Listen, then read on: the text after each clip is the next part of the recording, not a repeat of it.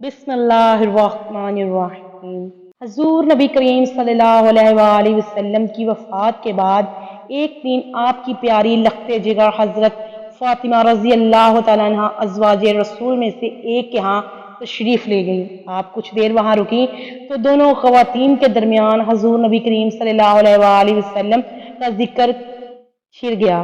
बीबी साहिबा ने अर्ज किया कि खतून जन्नत एक बात तो बताएं। फरमाया, पूछिए। अर्ज किया, आपके बाबा जान को सारे सहाबा में से सबसे ज्यादा कौन अजीज था? हजरत फातिमा ये सवाल सुनकर मुस्कुरा पड़ी और फरमाया, आयशा बीबी। साहिबा ने फिर पूछा, मर्दों में से सईदा फातिमा ने फरमाया, इनके वालिद हजरत अबू बकर सदीक रजी अल्लाह तआला अन्हो। ये बात हजरत फातिमा ने क्यों इरशाद फरमाई? इसलिए कि वो जानती थी कि हजूर नबी करीम सल्लल्लाहु अलैहि वसल्लम हजरत आयशा से बेहद मोहब्बत फरमाते थे और उसका इल्म तमाम सहाबा इकराम को भी था। यही नहीं कि बल्कि खुद नबी करीम सल्लल्लाहु अलैहि वसल्लम ने अपनी प्यारी बेटी हजरत फातिमा को भी सईदा आयशा से मोहब्बत की तलकीन फरमाई थी। सहाबा इकराम का ये मामूल था कि जिस दिन हजूर नबी करीम सल्लल्लाहु अलैहि वसल्लम उम्मुल मोमिनीन हजरत आयशा के पास होते तो ये हजूर नबी करीम सल्लल्लाहु अलैहि वसल्लम की खिदमत में बड़े हदिये और तोहफे भेजते थे ताकि सरकार आलम ज्यादा खुश हों और हमारे लिए दुआए रहमत फरमाएं।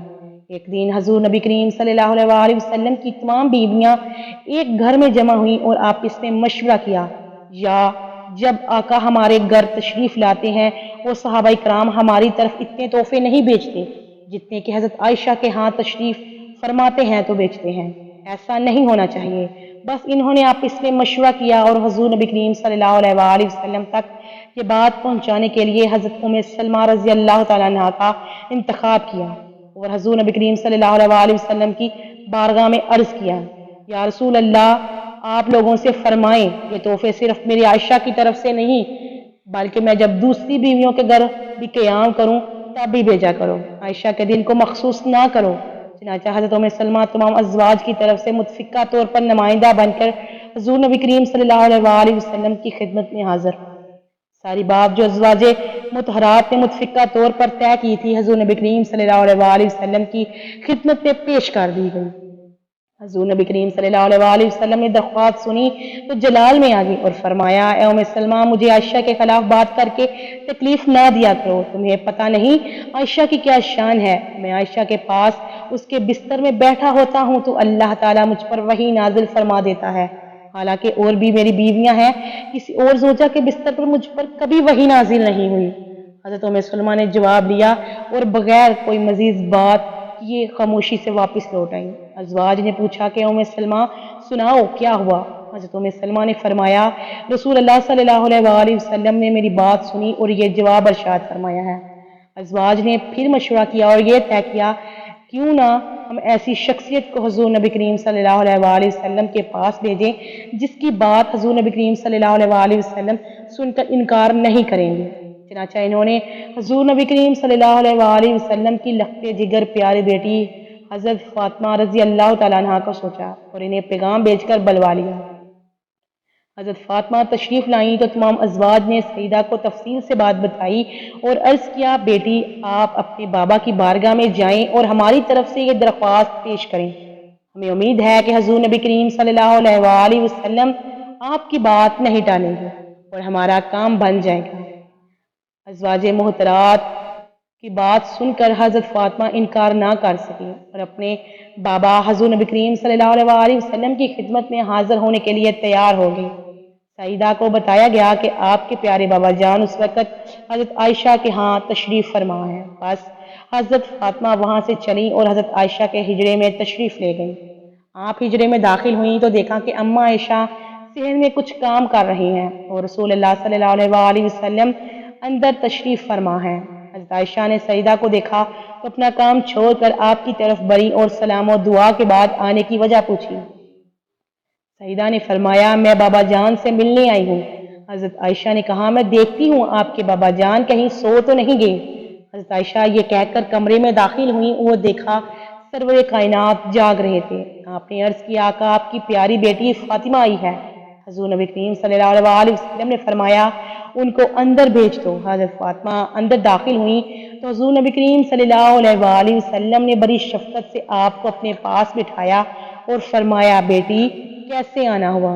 عرض کیا بابا جان آپ کی ازواج کی طرف سے ایک درخواست لے کر حاضر ہوئی ہوں۔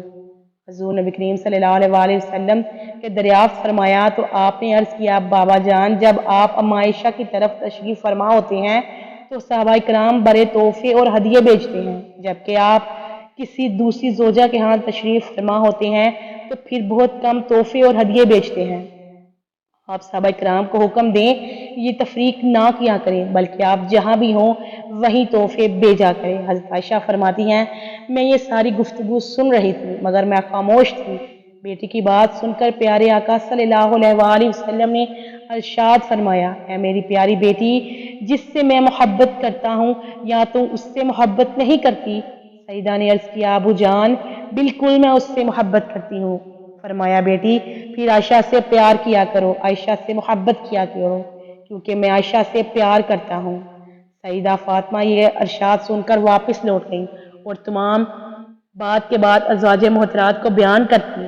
دوستو اپنی پیاری بیٹی حضرت فاطمہ کو اماں عائشہ سے محبت کی تلقین خود نبی کریم صلی اللہ علیہ وآلہ وسلم نے فرمائی تھی، تو پھر بھلا کیسے یہ تصور کیا جا سکتا ہے کہ سیدہ فاطمہ اور بی بی عائشہ کے درمیان نفرت کے تعلقات تھے؟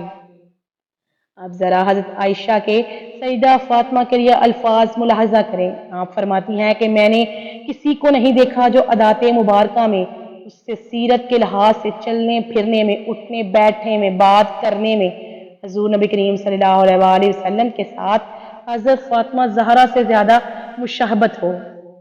جب فاطمہ حضور نبی کریم صلی اللہ علیہ وسلم کی خدمت میں تشریف لے جاتی تو میرے آقا اپنی بیٹی کے لیے اٹھ کھڑے ہوتے، پیشانی چومتے اور پھر اپنی مجلس میں اپنے پاس بٹھا لیتے۔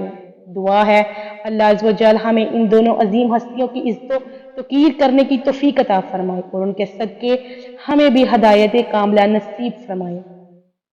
دوستو آج کی ویڈیو آپ کو کیسی لگی؟ اگر پسند آئی تو ہمارے چینل کو سبسکرائب ضرور کریں۔ اللہ حافظ۔